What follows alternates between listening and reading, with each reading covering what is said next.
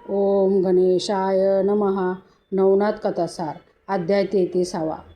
विक्रम राजाचा सुमेधावतीबरोबर विवाह. अवंती नगरात शुभविक्रम या नावाचा एक राजा राज्य करीत होता. त्यास सुमेधावती या नावाची एकच कन्या होती. ती अतिरूपवती होती.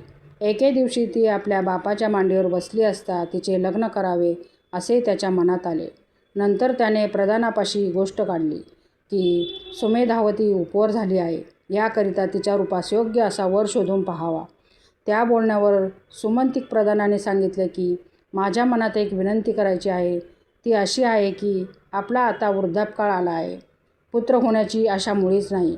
कन्येच्या मुखाकडे पाहून काय ते सुख मानायचे.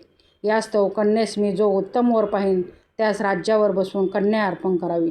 जावई तुम्हास पुत्राच्या ठिकाणीच आहे. त्याच गादीवर बसविल्याने राज्यव्यवस्था चालू पद्धतीस अनुसरून उत्तम रीतीने चालेल व तुम्ही काळजीतून दूर व्हाल. सुमंतिक प्रधानाने ही काढलेली युक्ती राजाच्या मनास पटली व त्याने त्याच्या म्हणण्यास होकार दिला. तो म्हणाला, प्रधानजी, तुम्ही ह्या प्रसंगी ही फार चांगली युक्ती मला सुचवली. यास्तव असे करा की हत्तीच्या सोंडेत माळ देऊन ईश्वरी इच्छेने तो ज्याच्या गळ्यात ती माळ घालेल त्यास राज्यावर बसवून नंतर कन्येचा त्याच्याशी विवाह करावा. हा विचार मला चांगला वाटतो. शुभविक्रम राजाने काढलेली ही तोड प्रधानास सुचली.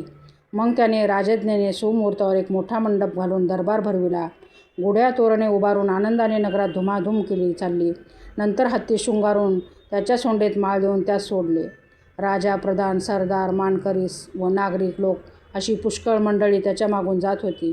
हत्तीने प्रथम सभामंडपामधले लोक अवलोकन केले, पण तेथे कोणाच्याही गळ्यात माळ न घालिता तो शहरात चालला. तो सर्व नगर फिरत फिरत किल्ल्याजवळ जाऊन उभा राहिला. त्यावेळी किल्ल्यावर विक्रमासह 8 जण पहारेकरी होते. त्यास राजाने खाली बोलाविले. तो आल्यानंतर त्यापैकी विक्रमाच्या गळ्यात हत्तीने मोठ्या हर्षाने माळ घातली. ती घालताच वाद्ये वाजू लागली व सर्वांस मोठा आनंद झाला. मग विक्रमास मोठ्या सन्मानाने हत्तीवर बसून वाजत गाजत मोठ्या वैभवाने सभामंडपात आणले.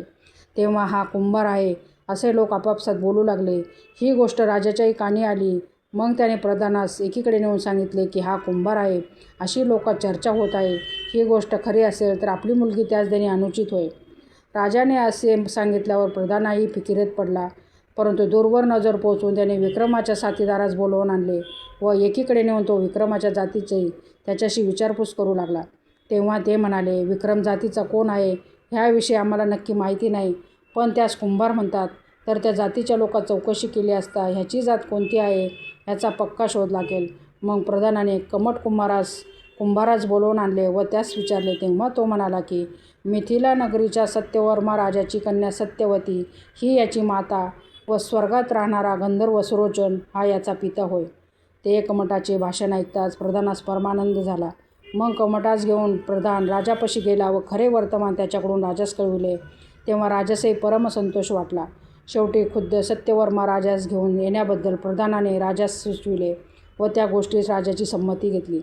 राजाज्ञा मिळाल्यावर प्रधान कमटास समागमे घेऊन सत्यवर्मा राजास आणण्याकरता मिथिला नगरीस गेला. तेथे गेल्यावर त्याने राजाची भेट घेतली. त्याचा सत्यवर्मा राजाने चांगला आदर सत्कार केला.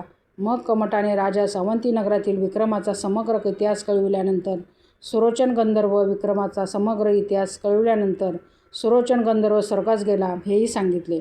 शेवटी तो कमटकुंभार राजास म्हणाला, विक्रमाच्या जातीविषयी तेथील लोक संशयी आहे. यास्तव आपण आमच्याबरोबर तेथे येऊन त्यांच्या संशयाची निवृत्ती करावी.